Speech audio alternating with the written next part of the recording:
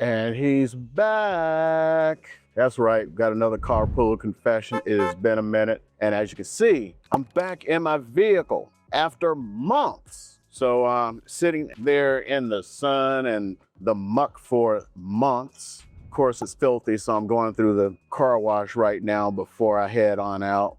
And let's see if they can even clean it because it's so mucky, if you know what I mean. So today, I really wanted to start this one. I didn't even plan to do one today, but I just had such good news. I had to talk about it because it really goes in all this kind of stuff I've been talking about for a long time. So I got a call from my lender last night or yesterday afternoon. It was close to last night.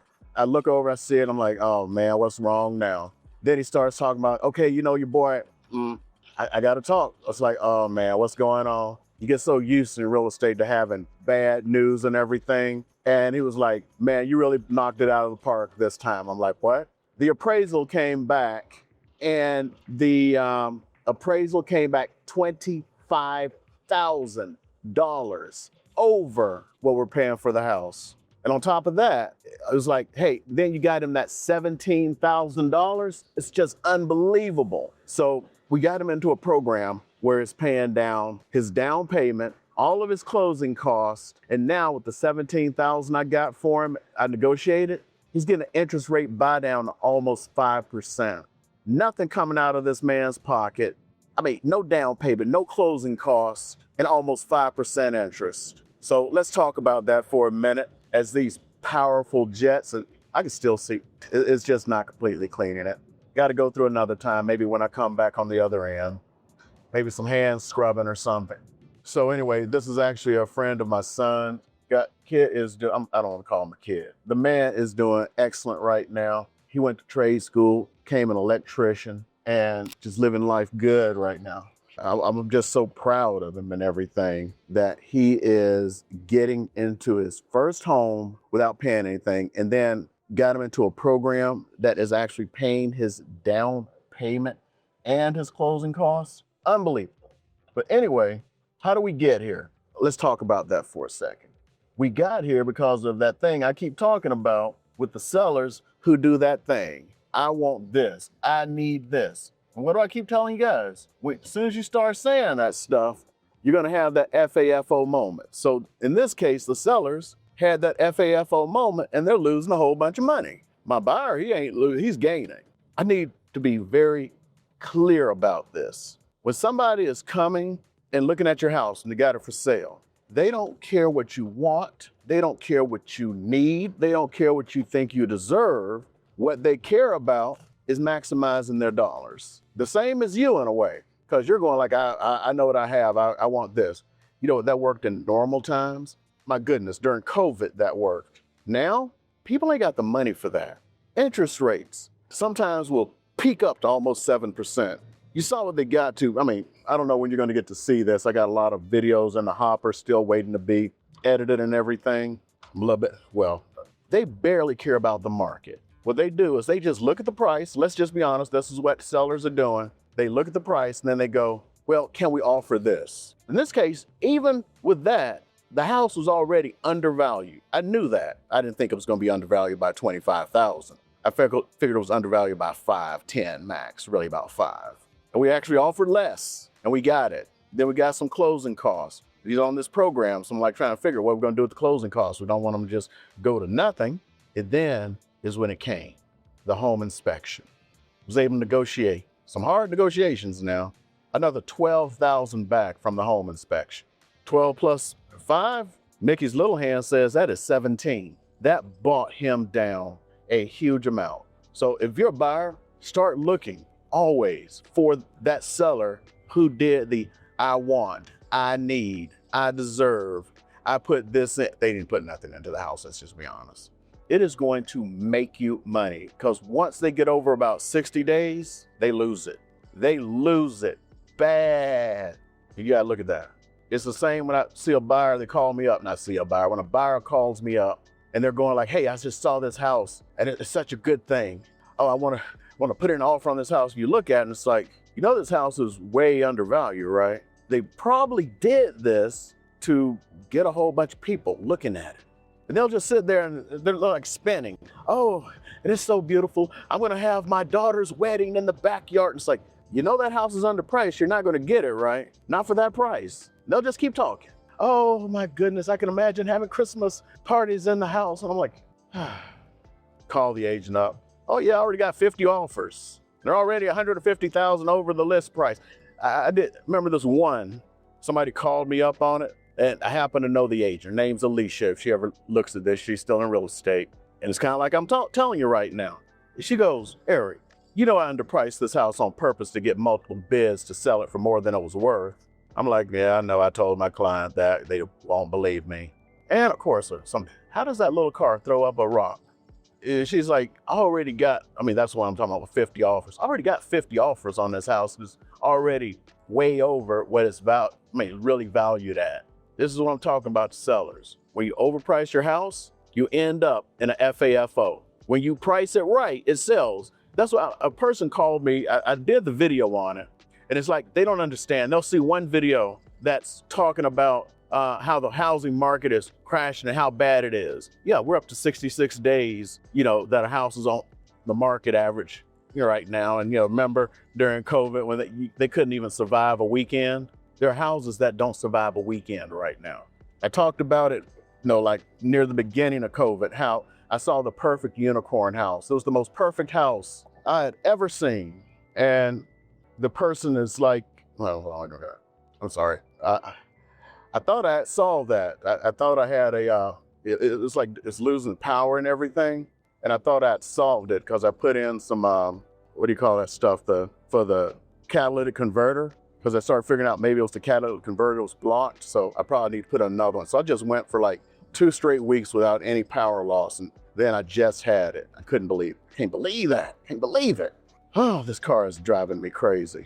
Too much time in the shop, too much money. I should just bought a new one. So, oh man, I'm having a senior moment, y'all. I'm having a senior moment. So anyway, Alicia's like, you've been in the real estate business long enough. You know what I'm doing. That I'm trying to, get more offers and it's already way over what it's worth. That's the way it actually works. When you start putting out or you call in all these agents, like here's an example. Let's say your house is truly worth 500,000. You want to call in all these agents to get their opinions. Agent 1 tells you it's worth 550 for some reason. So you're like, oh, okay, wow, that sounds good. Agent 2 comes in and says it's worth 500. Oh, I don't like that. Agent 3 comes in. Oh, it's worth 450, or we should price it at 450. Oh, you really don't like that. So you go, I like that number, 550. So you choose Agent 1 who gave you that 550 number. Guess what? Buyers ain't buying it. They're gonna go into the next house, or they're just gonna wait. So when your house isn't being seen, it's because you overpriced it. There's a psychological thing, and I've actually run across people when their house didn't sell, and I tell them it's like, it was overpriced. Well, why didn't somebody just make me an offer? If it is too overpriced, they feel that you're not worth it. You know what I mean? That's why it's so important that no matter what you price it, to move quickly. I've just seen so many houses sell or not sell because of that. I remember one of the ones that right before the market changed, went to list his house. Great guys. They went, do you think I can get this for it? I'm like, you gotta price it right. And they believed me, fortunately. And it was like the most over I'd ever gotten for a listing. And they got more than anybody else. And then of course the market crashed. Could you imagine if they wanted to do this whole can I get thing? If you start your conversation with a real estate agent of can I get, you've already messed up. Now back to the 500,000 example. So let's say he goes 550. You go, oh, I love that number. So you list with that person for 550, but nobody comes, and they go like, they knew the house wasn't going to sell. And they look at you and they go, the market just didn't respond. Has anyone heard that one? But they knew the market wasn't going to respond. So now you go like, oh, okay. Can we just lower it by 5,000? You just go into the bargaining. They'll listen. They got a 6-month contract. They'll know you'll come around eventually. But see, the thing is, you just keep doing this. Or can we do 2 more weeks? And then here's what the buyer does. Why has it been on the market for 90 days? There must be something wrong. So they want to offer less for your house. When I say less, I mean less than it's worth. Buyers, again, I've already talked about this. Whenever you see a house that is way overpriced and has been on the market for 60, 90 days, they're panicking. And a lot of them don't realize their agents aren't communicating with them. Just go in and make the offer and give them their FAFO moment. Going back to my sellers, if you got all these agents coming in and they're giving you numbers, ask the following. What are your numbers? How did you come up with that number? That is the question you should be asking. How did you come up with that number? I remember this one time, this guy, he was still active duty over at Nellis. Fortunately, I got it because all the other agents came in with these bogus numbers. And he said, I said, can you show me the numbers? And he showed me what the other agents did. I'm like, you know this house is bigger than your house, right? On top of that, this house has a swimming pool and you don't. How do you justify that number? We got it priced right, and we actually sold it for over what it was worth. Always look at the numbers. Buyers, number one thing that's gonna screw you over is not looking at the numbers. I remember when COVID started, just like right when it's like, something's going on here. What's happening? Show this house out in Henderson, this guy, he was in the Corps, or used to be in the Corps. You go through it, and it's like, you think we can offer, X, Y, Z. Again, not asking what the numbers are. And I go, well, I can tell you this much. They have 25 offers on the house. Comes back, well, do you think we can offer this? And it's like, they have 25 offers on the house. You think they all were under the price or over? I'm gonna ask your opinion on that. Yeah, they were all over. Look at the numbers, the market, what's going on. That's what your agent can do for you. If you're selling, look at the market, what's going on, and ask them to prove where their numbers came from. In either case, you're going to make the most. And see, son here gave me bad information. I remember what I was talking about before the car started acting up. I was talking about the unicorn house. So the unicorn house was the best house I'd ever seen. And there it goes again. I must not be able to talk about the unicorn house. It was perfect. These guys, they were like Imagineers down for shows on the strip. That's the best way I can put it. This house was so perfect, but it was overpriced. I knew what was going on. They were playing the I want, I need, and look how much I put in this house game. That's not how it works. You need to stop deluding yourself into what things are. I remember this one house. Now, we sold it, and we sold it for over, but it was a special situation. But I remember the person telling me, because it's like they had done all of the research. Oh, this person over there, they sold their house for this, and this person did this. And I'm like, I don't see them on the MLS. Oh, they were private sales. Okay, let me go into the records, because this is open record state. I go in, I look, and it's like, no, that's not what they sold the house for. They sold it for this. And it's like you show them. These are the tax records. Oh, they must have changed hands. They must have changed money, but under the table or something. Stop trying to justify stuff. People are not going to just exchange money under the table and mess up their, for when they sell their house and everything. We have to stop justifying this stuff. But anyway, I'm probably bored the heck out of you by now, because I keep not wanting to do it, but I keep coming back to this, because this is how this young man got his great deal, because the sellers played that game. When they got to a point when they needed to get to Texas, that's where they're going to. And I actually hope the agent don't see this. Before we close in a few weeks here.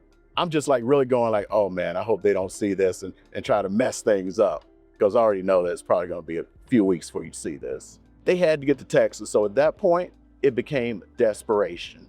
And you'll see it all the time. I'm not going to accept this for this house. And then it sells for less than that. And it's because they start there.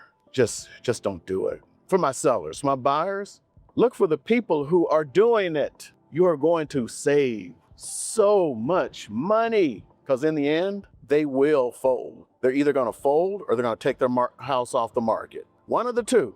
Nobody is coming along in this day and age and giving somebody extra money when interest rates are 6.5%. Let's just be honest. Close your eyes, buyers, and go.